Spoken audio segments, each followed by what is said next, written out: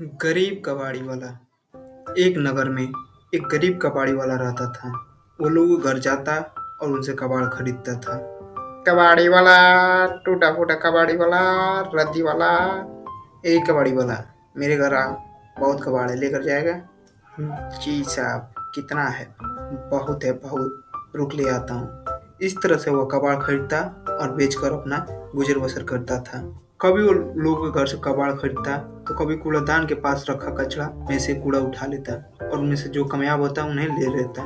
सुबह से लेकर शाम तक वह कबाड़ खरीदता और बेचता। शाम को घर वापस जाता और साथ में कुछ खाने के सामान भी ले जाता था। जिस दिन उसे कबाड़ नहीं मिलता वो बहुत उदास हो जाता, क्योंकि वह उस दिन खाने के लिए नहीं खरीद पाता था। ऐसे उसका दैनिक जीवन चल रहा था। एक दिन वह पूरे नगर में घूमा और कबाड़ की तलाश में लोगों के घर जा रहा था, पर उसे उस दिन कुछ नहीं मिला। आज कबाड़ नहीं मिलने के कारण वो कुछ नहीं ले पाया और घर गया।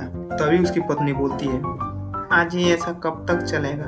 आप कोई ढंग का काम क्यों नहीं करते हैं? कब तक हम ऐसा भूखे सोएंगे? जिस पर कबाड़ी वाला बोला, भाग्यवान, मुझे कौन काम देगा?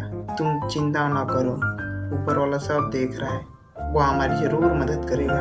रोज की तरह सुबह सुबह ही वह कबाड़ खरीदने के लिए निकल गया। कबाड़ी वाला, रद्दी वाला, कबाड़ी वाला। चलते चलते वह एक कूड़ेदान के पास जाता है और देखता है कि वहाँ पे बहुत सारा कबाड़ पड़ा है। वह वहाँ से कबाड़ उठाता है, तभी उसमें एक मूर्ति मिलता है। मूर्ति थोड़ा पुरानी और अलग दिख रही थी।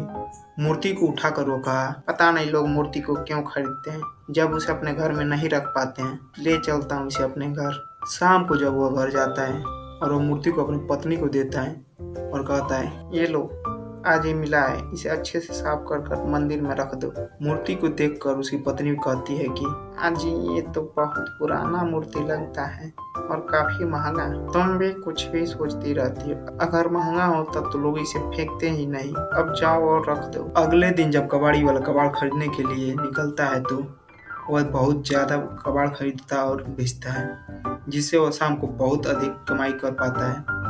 घर आकर अपने पत्नी से ये सारी बातें बताता है, जिस पर उसकी पत्नी बोलती है कि ये सब उस मूर्ति का कमाल है, रुकिए मैं अभी उसका पूजा करके आती हूँ। उस दिन वह दोनों बहुत खुश थे। अब वह रोज अधिक से अधिक कबाड़ खरीदता और बेच पा रहा था। एक दिन वह अखबार पढ़ रहा था, उसमें उस मूर्ति के बारे में लिखा था। वह अपनी पत्नी को बुलाता है और मूर्ति के बारे में बोलता है, भाग्यवान, यह मूर्ति एक म्यूजियम का है जो कुछ समय पहले ही चोरी हो गया था। वह लोग इसके बारे में बताने वाले को 1 लाख का इनाम देने का कह रहे हैं। जिस पर उसकी पत्नी बोलती है कि हमें इस मूर्ति को लौटा देना चाहिए, हमें इस मूर्ति के बारे में अभी तक पता नहीं था, तो इसलिए यह हमें फायदा पहुंचा रहा था। अगर इसे जानने के बाद भी हम अपने पास रखते हैं तो यह हमें नुकसान पहुंचाएगा।